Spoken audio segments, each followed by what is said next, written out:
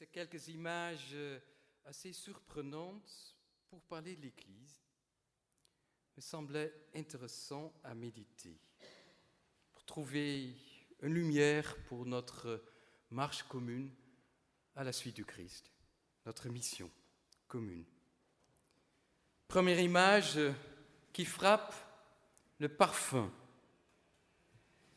Vous l'avez entendu et lu, Paul dit aux chrétiens de Corinthe, auxquels il adresse ces mots, « Dieu vous utilise pour faire connaître le Christ comme un parfum dont l'odeur se répand partout. » Dieu veut vous utiliser comme un parfum.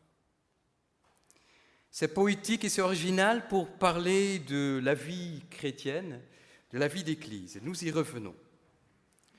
Deuxième image frappante dans ce texte, qui est si beau.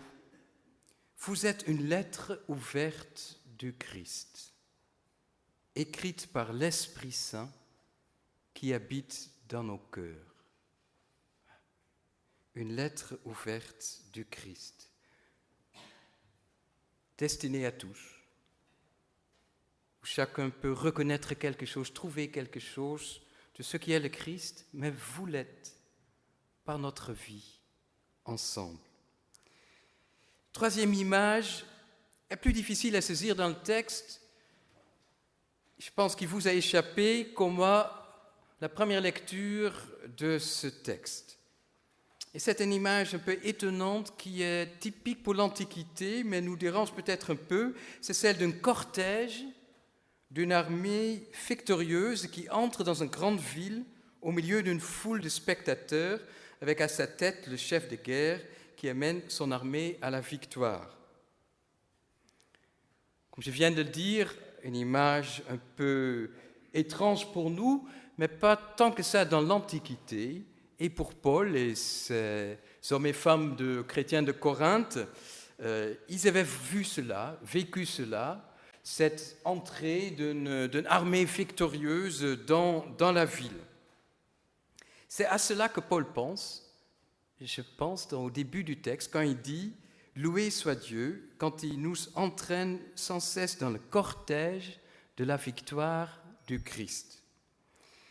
Il ne faut pas se méprendre sur ce que Paul nous dit avec cette image un peu guerrière. Il sait très bien que la victoire du Christ n'est pas justement celle des armes ou de la loi du plus fort ou de la violence, elle est tout autre, la victoire du Christ. Elle est celui de l'humilité, du pardon, de l'amour, du service des autres, de la solidarité, et c'est bien sûr tout autre chose que la victoire politique ou militaire. Avant de revenir sur ces trois images, il y a aussi deux expressions de ce texte qui ont attiré mon attention, qui semblent si évidents, mais qu'il faut entendre, je pense. Deux expressions révélatrices pour ce que nous sommes en tant que communauté du Christ, aussi ici au cœur de Paris. Paul dit « Dieu nous utilise pour faire connaître le Christ ». Dieu nous utilise pour faire connaître le Christ. Il nous utilise. Dieu a besoin de nous. Oui, Dieu a besoin de nous pour exister dans ce monde. Il a besoin de nous pour que le Christ soit connu et annoncé. Je dirais pour que le Christ soit vivant aujourd'hui dans le monde, son évangile. Il a besoin des hommes et femmes qui vivent de cet évangile. Dieu n'a pas de pieds, de bouche, de visage. C'est nos pieds, mains, bouche, visage qu'il utilise pour rendre le Christ vivant aujourd'hui. Mais bien sûr, cela peut nous faire peur presque, de dire que Dieu compte sur nous, qu'il a besoin de nous, chacun de nous. Je me sens pas forcément soit disponible ou à la hauteur ou près, ça peut me faire peur de dire que Dieu compte sur vous aujourd'hui et demain.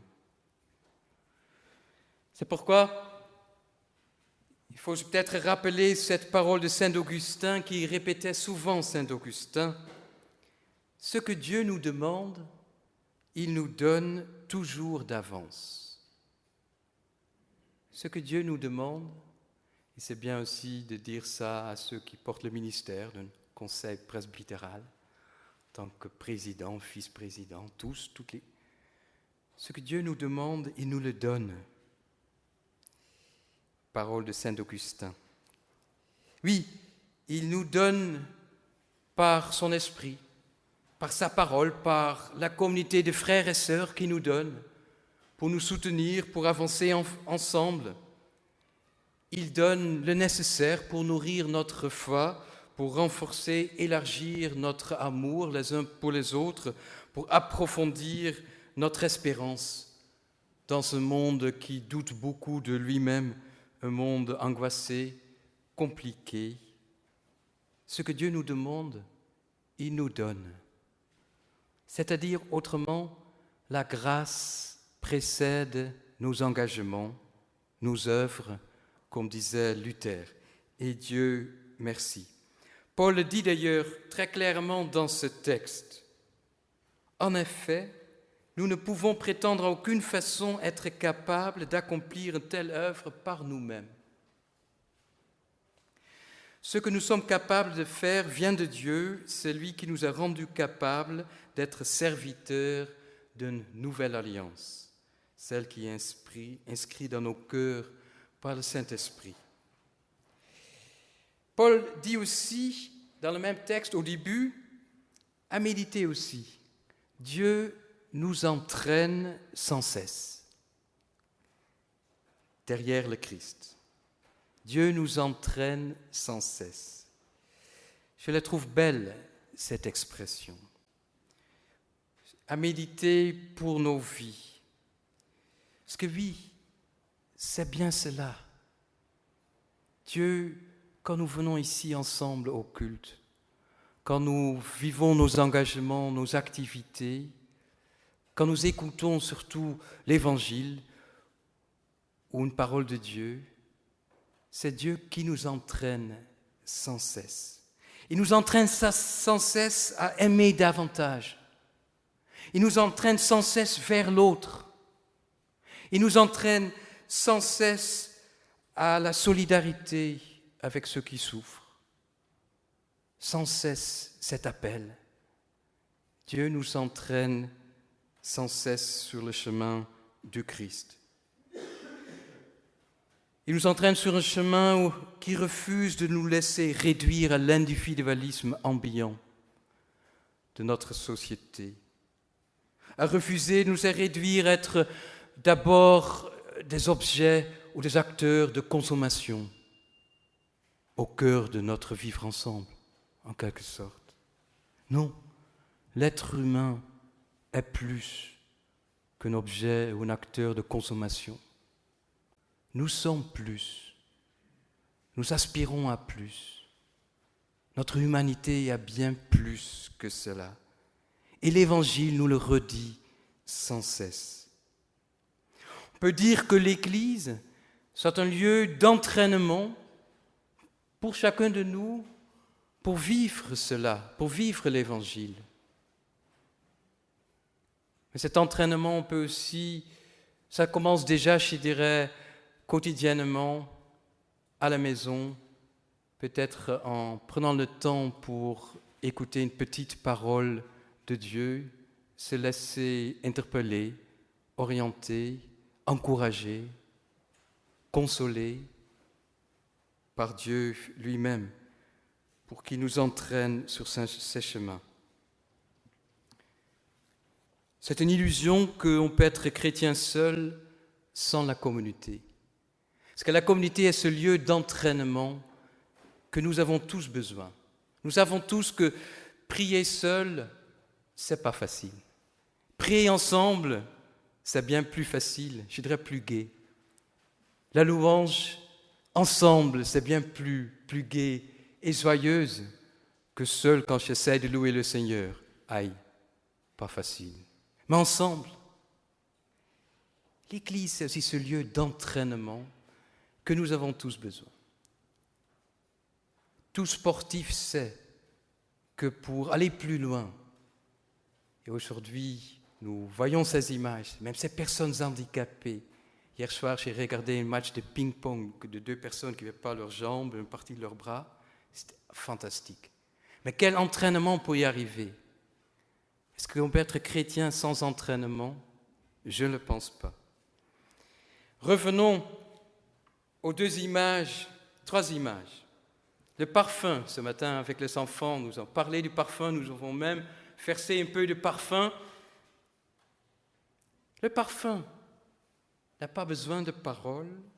Il parle un peu pour lui-même, comme un doux parfum qui se répand, agréable, odeur agréable, avec un brin de séduction, c'est vrai. Offerte gratuitement à l'autre, bien que c'est quelque chose de précieux. Offerte en toute liberté à l'autre.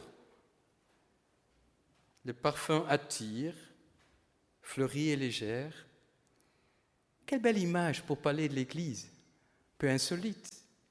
Mais c'est-à-dire une communauté qui attire et séduit sans imposer quelque chose, en respectant la liberté de l'autre, qui communique avec douceur par sa manière de vivre, par sa vie fraternelle, par une sorte de bonne odeur de notre vivre ensemble, qui donne envie de venir, de rejoindre.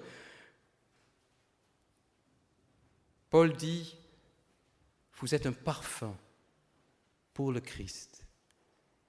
Et je crois en effet qu'aujourd'hui, bien sûr, c'est aussi l'annonce de l'Évangile, mais ce qui peut attirer des hommes et femmes de notre temps qui sont parfois un peu fatigués, las d'un discours chrétien, qui n'attendent plus beaucoup de choses parfois d'un discours chrétien, qui dit qu'il faut revenir vers l'Église.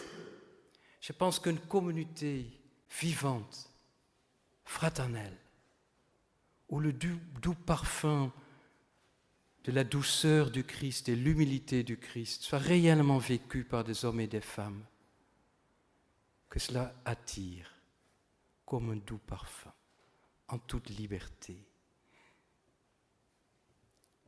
Paul dit un peu dans le même sens, vous êtes une lettre ouverte du Christ. Avec cela, il dit aussi que vous êtes cette lettre ouverte.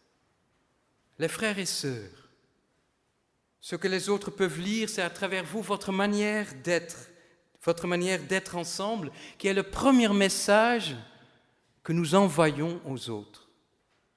La manière que l'autre est accueilli, la manière que nous soyons attentifs les uns aux autres, que nous évitons des paroles dures, du jugement ou de parler sévèrement derrière le dos de quelqu'un. Vous êtes une lettre ouverte du Christ.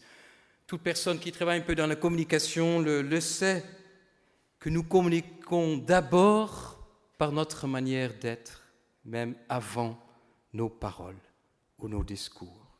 Et en tout cas, il ne faut pas que notre discours ou notre manière d'être soit en contraire et contradiction avec nos paroles.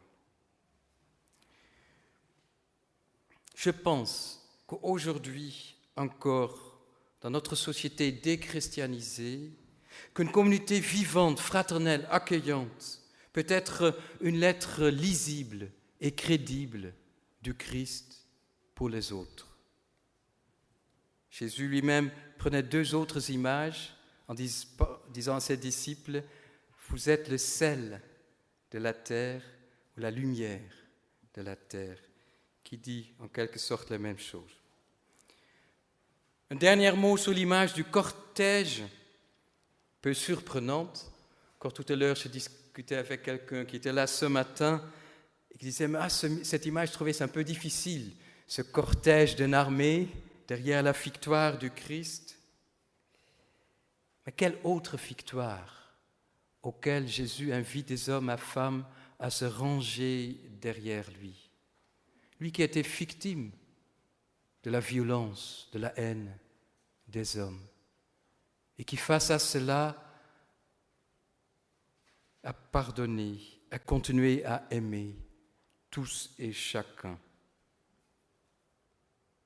C'est derrière cette victoire-là que le Christ veut nous entraîner tous dans l'histoire des hommes, traverser nos vies aussi de temps de violence, de rejet de l'autre ou de haine. Le Christ s'est formé un cortège à partir du premier siècle de l'histoire. Des hommes et femmes qui se sont mis derrière lui au lieu de se mettre derrière des hommes politiques ou militaires qui promettent des grandes victoires. Ceux qui sont mis derrière le Christ sont aujourd'hui plus que 2 milliards d'hommes et de femmes sur terre. Et cela grandit encore. En Chine, l'Église est en pleine croissance. Quel cortège! Autre que le cortège des hommes et des chefs de guerre. Je suis fier de faire partie, comme vous, je pense, de ce cortège-là. C'est le Christ qui nous entraîne sans cesse, derrière lui, les uns avec les autres.